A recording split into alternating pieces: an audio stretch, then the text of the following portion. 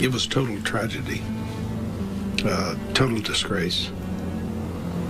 Here was a man who had fought all of his life to become the President of the United States. And he totally destroyed it.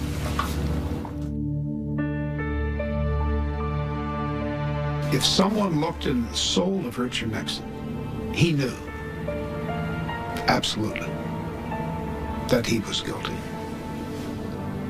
And that was the tragedy of Watergate.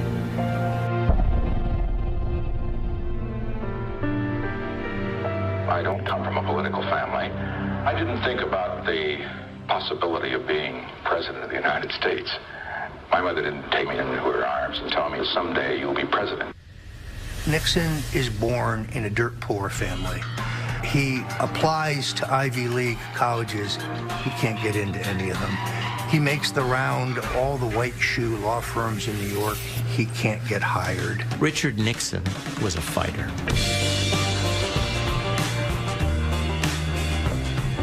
There was a fire in this man. The people are sick and tired of it. They're outraged and they want something done about it, and they're tired of an administration which, instead of cleaning up, is covering up the scandals in Washington at the present time. He goes from Navy to the House to the Senate to Vice President of the United States in 6 years. That's a meteoric rise. He wanted to prove something, and he felt that political victory, political success, would be the way to prove that he was who he thought he was. And I say we can't afford to have the White House as a training ground for an inexperienced man who is rash and impulsive. He is beaten by the telegenic, charismatic John F. Kennedy in 1960. Nixon looks at Kennedy, and Kennedy's everything he wants to be. Charming, cultured, charismatic, confident. That resentment is what drives Nixon. It drives him to try again. It drives him every time he gets knocked down and he's defeated. It drives him to stage the greatest comeback in American political history. Hi. Today I'm going to talk to you about President Richard Nixon.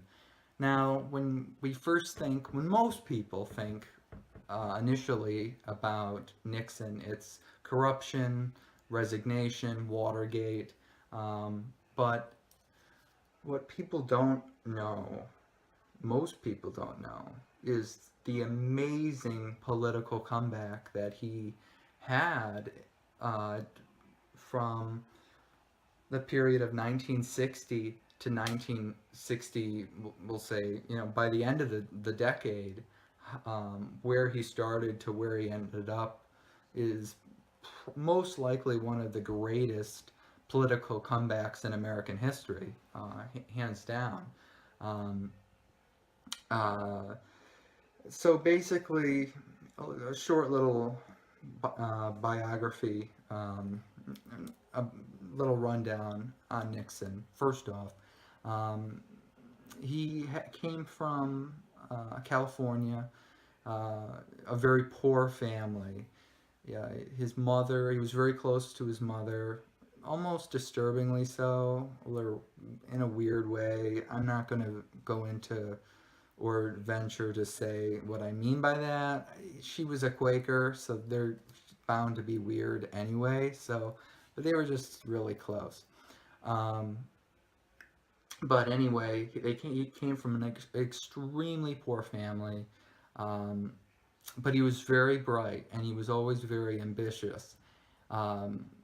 And so, he didn't go to Harvard. He didn't, he wasn't Harvard educated. He wasn't Yale educated. He wasn't Stanford educated, because he decided to stay and wanted to be close to his family in California and his brother, who's dying at that point. So he went to Whittier College, which is a fairly decent school now, although their law school just closed.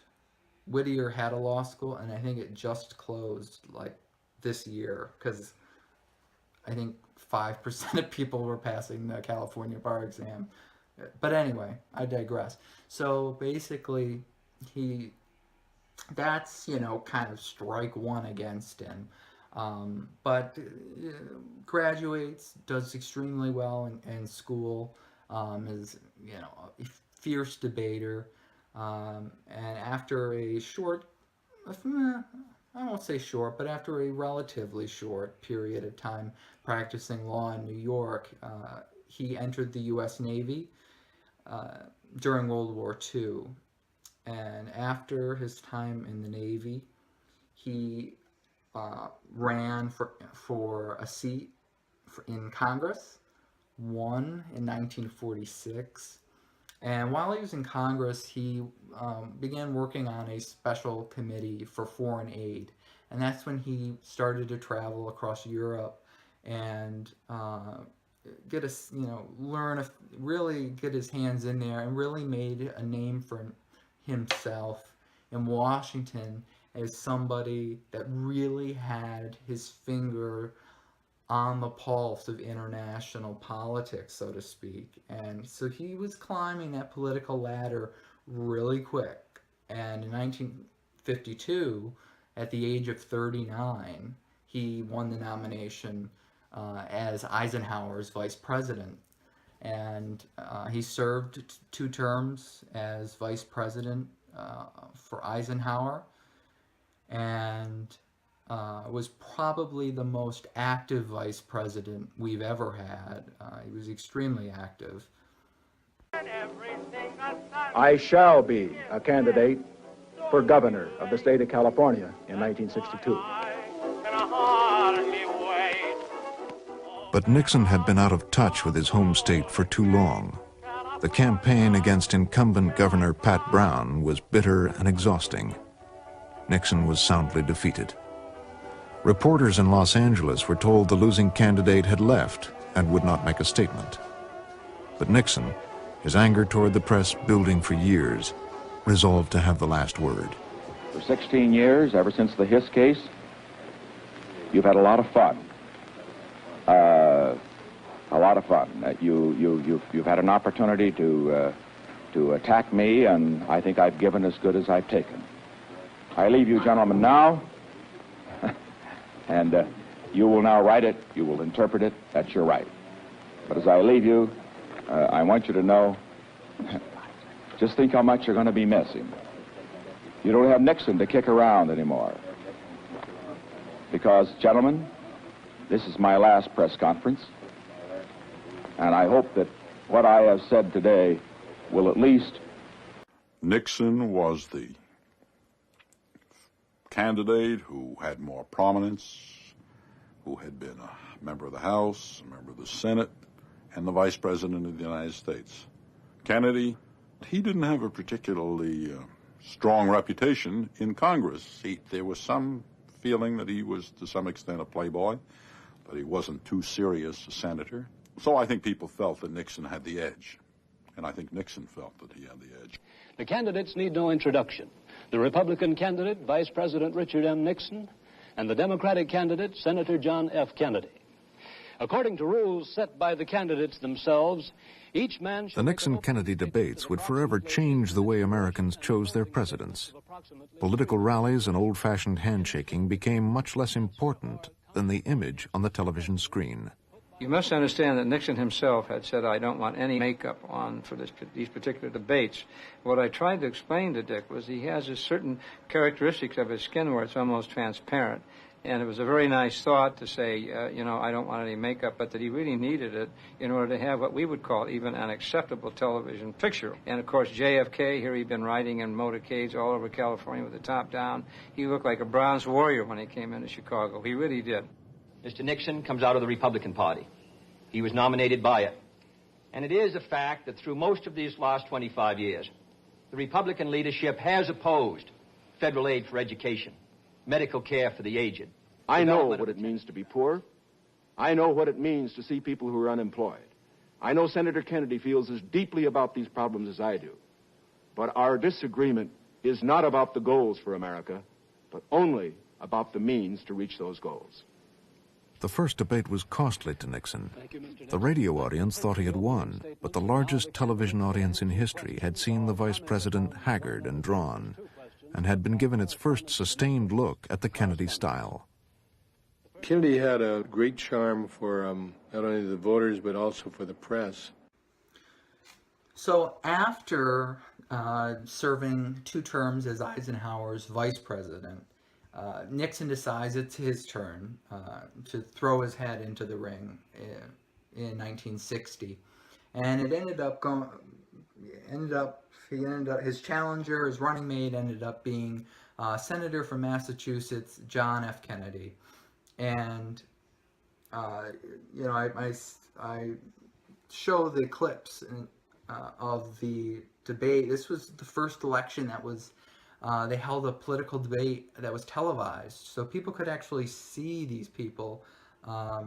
And Nixon, for multiple reasons, didn't look very good, where Kennedy looked much better.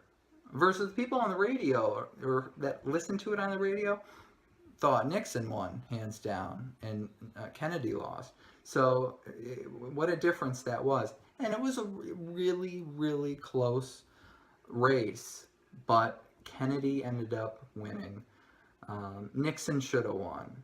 He should have won. I don't care who you are, he should have won the election, but due to family connections and some mafia connections through Frank Sinatra and his connection to Sam Giancana in Chicago and everything, it was Kennedy clenched that and won. And so that was a tough loss, and that's where Nixon first started to get that sense of bitterness toward the Kennedys, or in those types, the Harvard boys.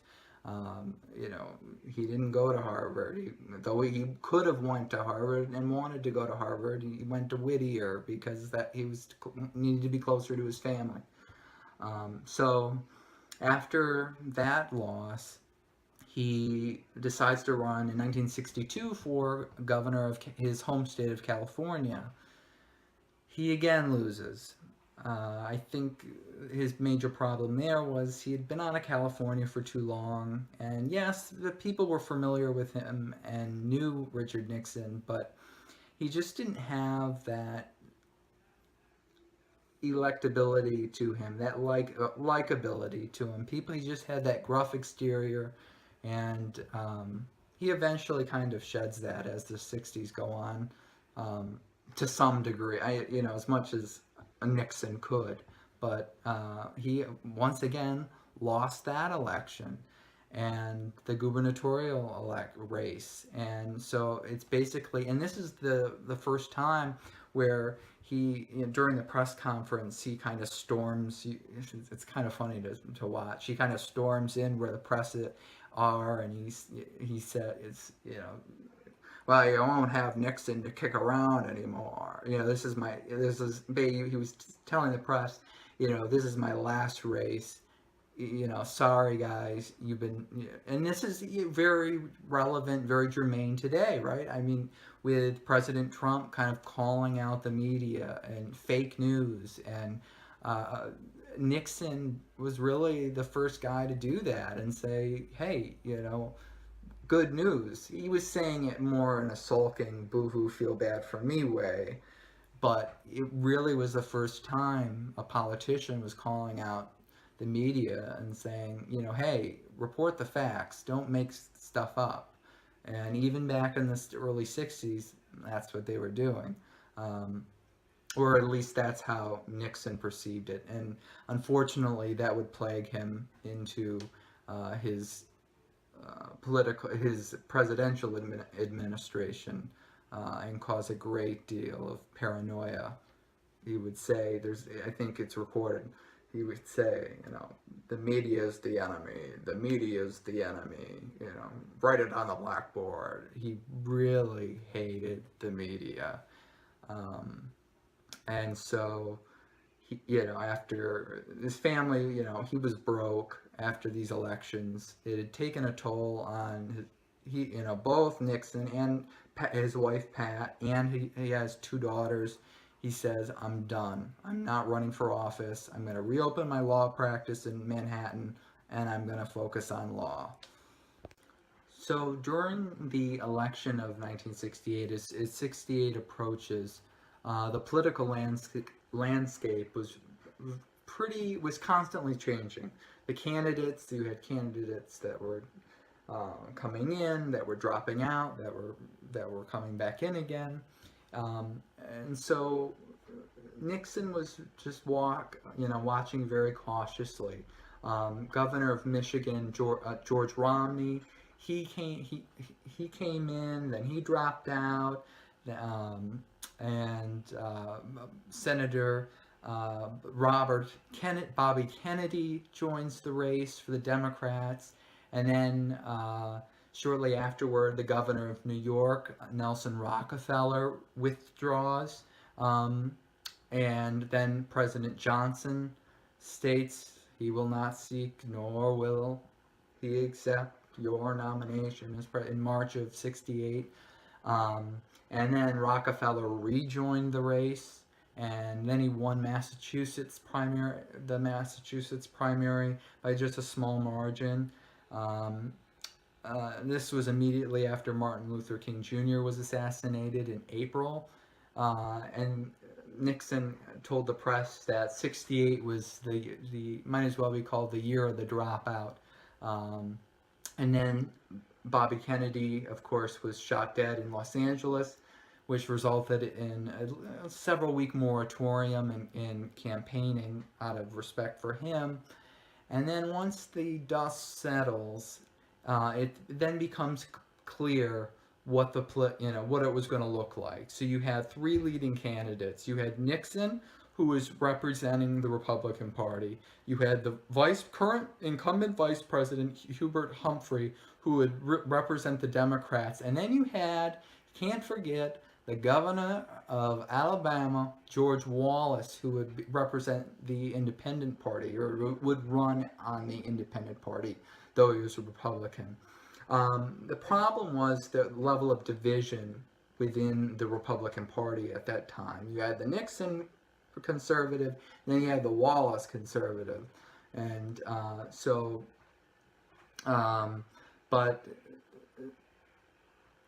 and then Rockefeller, goes in.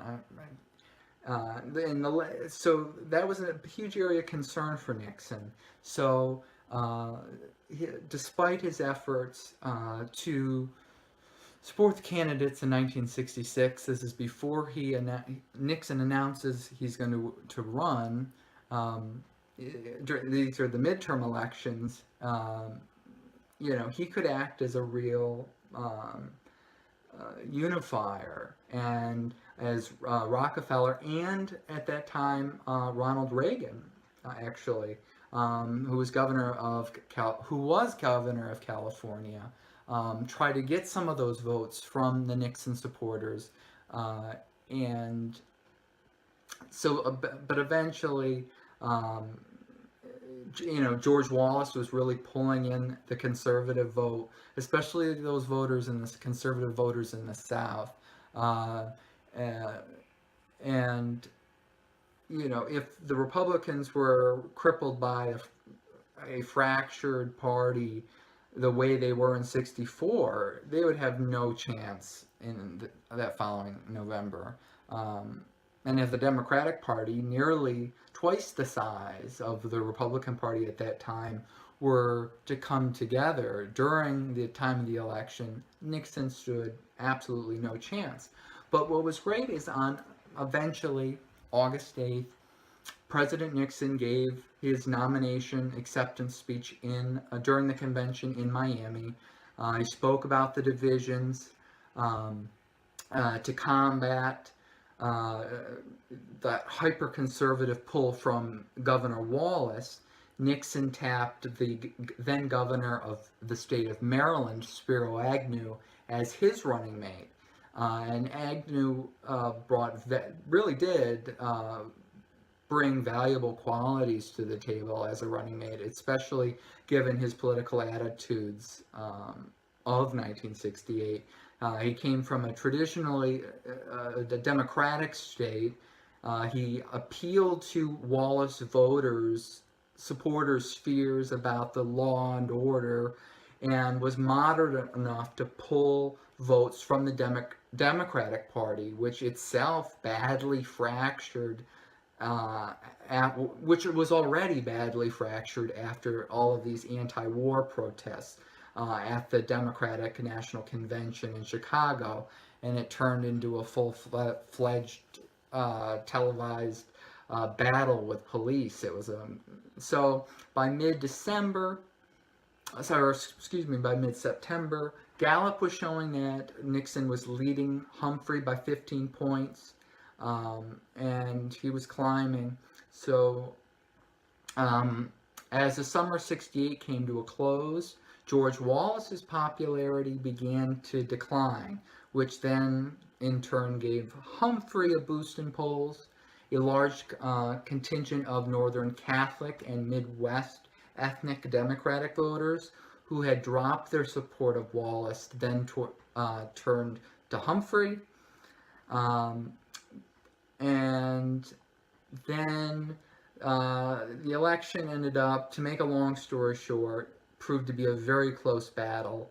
And it was not until November 6th, the morning after the election, that the news outlets began reporting that Nixon would be the next president of the United States. Nixon won by nearly 1 million popular votes. You, Richard Milhouse Nixon, do solemnly swear. I, Richard Milhouse Nixon, do solemnly swear. That you will faithfully execute the office. That I will faithfully execute the office. Of President of the United States. Of President of the United States.